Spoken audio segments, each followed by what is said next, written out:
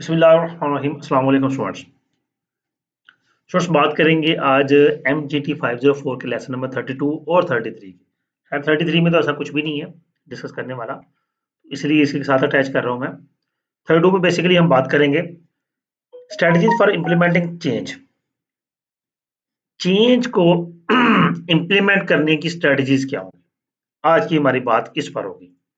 यानी कि हम पीछे बात तो मुसलसल करते आ रहे हैं कि चेंज है, उसको ऑर्गेनाइजेशन कल्चर का चेंज, टेक्नोलॉजी चेंज, डिपार्टमेंट्स में चेंज, वर्टिकल से हॉरिजॉन्टल जो चेंज है वो है।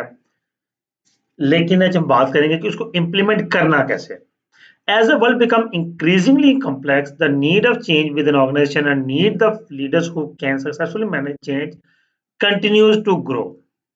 वो कहते हैं जैसे जी जितने ज्यादा वर्ल्ड ऑर्गेनाइजेशन जो है वर्ल्ड कॉम्प्लेक्स होता चला जा रहा है, ऑर्गेनाइजेशन के लिए चेंज बहुत जरूरी है और उस चेंज को सक्सेसफुली मैनेज करने के लिए जो लीडर्स रिक्वायर्ड हैं वो भी बहुत जरूरी है। Copy the rapid change one of the greatest challenge facing today's organisation. जो रैपिड चेंज है उसको कॉपी करना, उसको इम्प्लीमेंट करना एक बहुत बड़ा चैलेंज है आजकल की ऑर्गेनाइजेशन के लिए। उन्हें इस तरह के लीडर्स चाहिए जो कि इस काम को परफॉर्म करें। They need leaders who clearly organise recognise the need of change and make it happen. वो इस चीज को रिकॉग्नाइज करें, ऐसे लीडर्स चाहिए जो ये चीज जस्टिफाई करें कि हमें कौन सा चेंज अडॉप्ट करना है, कितने चेंज की हमें नीड है और उसे अडॉप्ट करना किस तरह है, हमें किस तरह उसको डेवलप करना है, किस तरह कम्युनिकेट करना है, किस तरह अपने एम्प्लॉयज को मोटिवेट करना है, उनको गाइड करना है। ठीक है, ये सारे मामला। That change is painful for the employees. Sometime जो चेंज होता है रैपिड चेंज एम्प्लॉयज के लिए पेनफुल होता है। मैंने प्रीवियस लेक्चर में भी ये बात की थी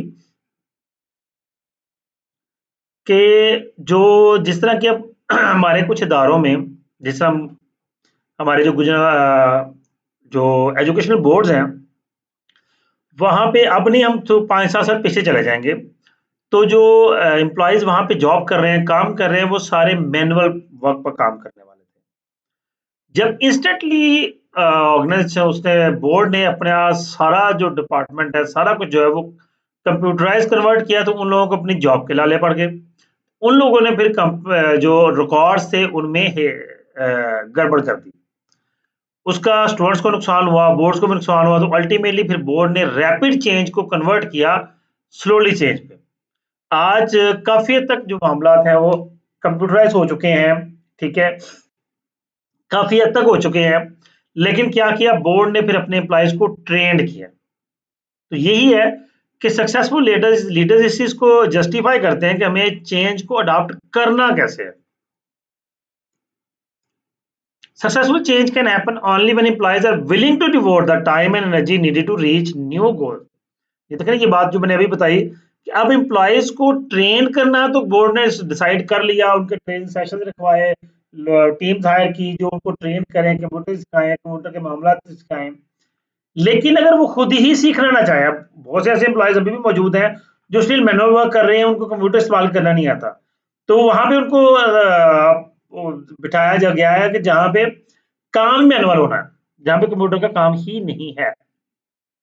तो ये चीजें जरूरी हैं कि वो एम्प्लॉयज की विलिंगनेस भी होनी चाहिए कि वो चेंज को एक्सेप्ट करें, वो ट्रेनिंग एक्सेप्ट करें, वो एनर्जी और टाइम दें उस काम को एक्सेप्ट करने के लिए। Having a clearly communicated vision that embodies flexibility and openness to new ideas methods.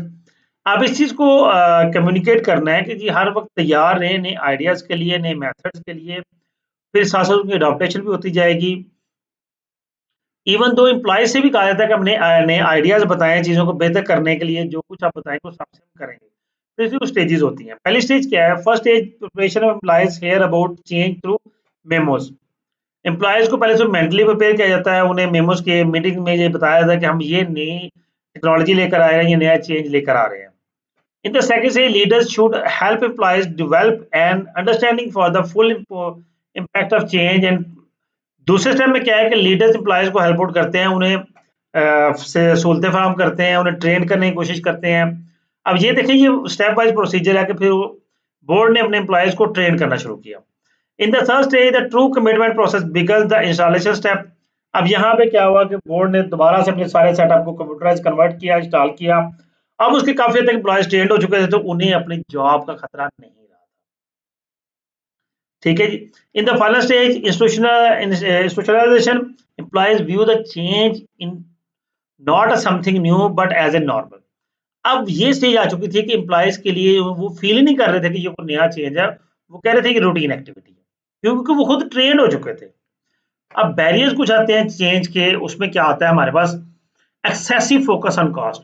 हम जब बहुत ज्यादा कॉस्ट पर फोकस कर रहे होते हैं, फिर हम चेंज को नहीं ला सकते, क्योंकि जब चेंज लेकर आना है तो कॉस्ट बहुत ज्यादा बियर करनी पड़ती है। फिर फेलियर टू परसीव बेनिफिट्स, हम उसके बेनिफिट्स को परसीव प्रॉपरली नहीं कर पाते, तो वो अल्टीमेटली फिर हमारे लिए नुकसानदेह होता है। हम ये नहीं देख रहे होते, एक छोटी सी मिसाल दूंगा कि एक पर्सनल एक्सपीरियंस है कि एक दोस्त हैं, उनकी सीड की शॉप है, वहां बैठा हुआ था, तो उनका कस्टमर एक आया, उसने उसके लिए टोमेटो की सीड्स लेने थे। तो जब उन्होंने हाइब्रिड सीड की, उसका प्राइस अप्रोक्सीमेटली पर एकड़ 45-50,000 का सीड बताया, उस बंदे ने बड़े मासूमाना तरीके से ये बात कही। उसने कहा जी, क्या मुझे पूरे सीजन में इतने टमाटर जो है सेल करके, टोमेटो सेल करके इतनी रिकवरी हो जाएगी? मतलब बात करने का कि वो, चूंकि वो ट्रेडिशनल मेथड यूज कर रहा था, वही जो सीड ऑलरेडी आम रूटीन में आते हैं, देसी सीड जिसे कहा जाता है, उसी को लगाता था। वो 5-7 हज़ार में पूरे एकड़ के सीड, या 10,000 में सीड आ जाता था, तो उससे 35-40 हज़ार का उसका सामान बिक गया, तो उसे वो तसल्ली रहती थी। अब 45 या 50 हज़ार को उसे सीड मिल रहा है, तो वही सोच रहा है कि यार 40,000 का तो मेरा सारा बिकता था, तो मैं 45,000 का सीड लेके तो पैसे पूरे कैसे करूंगा? तो बात करने का मकसद ये है कि हम बेनिफिट को प्रॉपर परसीव नहीं कर पा रहे। कहते lack of coordination and cooperation. अगर हमारी प्रॉपर कोऑपरेशन नहीं है, कोऑर्डिनेशन नहीं है, तो फिर भी हम अपने चेंज को एक्सेप्ट नहीं कर पाएंगे, इंप्लीमेंट नहीं कर पाएंगे, अडॉप्ट नहीं कर पाएंगे। अनसर्टेनिटी, अनसर्टेनिटी अवॉइडेंस, बगैर किसी वजह के अवॉइडेंस हो रही होती है। ठीक है, ये जो एजेड लोग हैं, पुराने लोग हैं, वो इस चीज को अवॉइड कर रहे होते हैं, वो इस टेक्नोलॉजी को एक्सेप्ट नहीं कर पा रहे होते। फियर ऑफ लॉस, नुकसान होने के चांसेस जो है, उसके खतरा जो है, ये भी हमारा एक बहुत बड़ा बैरियर होता है। उसके बाद है ये टेक्निक्स फॉर इम्प्लीमेंटेशन। अब हम बात करेंगे इम्प्लीमेंटेशन की टेक्निक्स की। उसमें सबसे पहले आती है identify a true need of change. हम सबसे पहले आइडेंटिफाई करेंगे कि हमें किस चेंज की जरूरत है। ट्रूली हम डायग्नोज करेंगे, देखेंगे कौन सा चेंज, किस चेंज की हमें जरूरत है।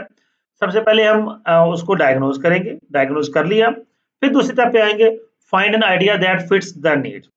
फिर हम आइडिया फाइंड करेंगे जो कि इस नीड के लिए फिट होगा। फिर हम तीसरे नंबर पे get top management support. Successful change requires the support of top management. Change तब तक सक्सेसफुल नहीं होगा जब तक टॉप मैनेजमेंट की सपोर्ट नहीं होगी। अब देखिए, हमें फाइनेंशियली सपोर्ट चाहिए, हमें स्किल पर्सन चाहिए, ठीक है, स्किल लीडर चाहिए इस चेंज को अडॉप्ट करने के लिए। ऑब्वियसली ये सारी चीजें हमें टॉप मैनेजमेंट प्रोवाइड करेगी। Design the change for incremental implementation. हम चेंज को डिजाइन करेंगे इंक्रीमेंटल इम्प्लीमेंटेशन में। फिर develop plans to overcome resistance of change. Plans तैयार करेंगे कि जो चेंज के अगेंस्ट रेजिस्टेंस आएगी, एम्प्लॉयज की तरफ से आती है रेजिस्टेंस, फिर उसको हमें ओवरकम कैसे करना है, उसको लिए अपने आप को पहले से तैयार करेंगे। Align with needs and goals of the users. हम इस अपने चेंज को अलाइन करेंगे यूजर्स के नीड्स के और उनके गोल्स के मुताबिक। Communication and training. एम्प्लॉयज को कम्युनिकेट करेंगे कि फलां हम चेंज लेकर आ रहे हैं, फलां चीजें बेहतर कर रहे हैं, डेवलप कर रहे हैं, और फिर उनको उसके लिए ट्रेन करेंगे। ये ट्रेनिंग बहुत जरूरी होती है, अगर ट्रेनिंग ना हो तो चेंज एक्सेप्ट ही नहीं होता। फिर आता है पार्टिसिपेशन एंड इन्वॉल्वमेंट। ऑब्वियसली जब उनको ट्रेन कर लिया जाएगा, तो फिर उनकी इन्वॉल्वमेंट, उनकी पार्टिसिपेशन मैंडेटरी होती है, तो वो ऑटोमेटिकली होनी शुरू हो जाएगी। अगर वो पार्टिसिपेट नहीं करते, इंप्लीमेंट नहीं करते, इन्वॉल्वमेंट नहीं करते, तो फिर दूसरा यही आता है कि फोर्सिंग एंड कॉशन, जबरन जबरदस्ती थ्रेट करके एम्प्लॉय को जॉब से फारिग कर दिया जाएगा। ठीक है, आपको प्रमोशन नहीं दी जाएगी, आपको ट्रांसफर कर दिया जाएगा किसी दूसरे ऐसे जगह पे जहाँ पे आप यानी कि आप वैसे घुटन महसूस करेंगे। तो ये सारी चीजें अल्टीमेटली होती हैं। उसके बाद चेंज टीम्स क्रिएट की जाती हैं, और फोर्स और idea championship. Once the most effective weapon in the battle for change is idea champion. The most effective champion is the volunteer champion who is deeply. फिर हम उस चेंज को implement किस तरह करें, उसके लिए आइडियाज जनरेट करते हैं और फिर उसको इम्प्लीमेंट करते हैं। जी सर, ये आपका लेक्चर नंबर 22 था। 23 में डिसीजन मेकिंग की और टूडेज एनवायरनमेंट के हवाले से खैर इसमें कोई काम की चीज़ नहीं थी, इसलिए इसके हवाले से कोई भी मैंने कोई हाईलाइट नहीं किया, कुछ नहीं किया हुआ, ना कोई डिस्कशन है। जी स्टूडेंट, ये आपका लेक्चर नंबर 32 और 33 था। उम्मीद करता हूँ आपके लिए अंडरस्टैंडिंग होगा। वीडियो को लाइक कीजिएगा, कमेंट कीजिएगा। इंशाल्लाह नेक्स्ट क्लास में हम लेसन नंबर 34 और 5 की बात करेंगे। अपना बहुत सा ख्याल रखिएगा। चैनल को सब्सक्राइब करना हरगिज़ ना भूलिएगा। अल्लाह हाफिज़।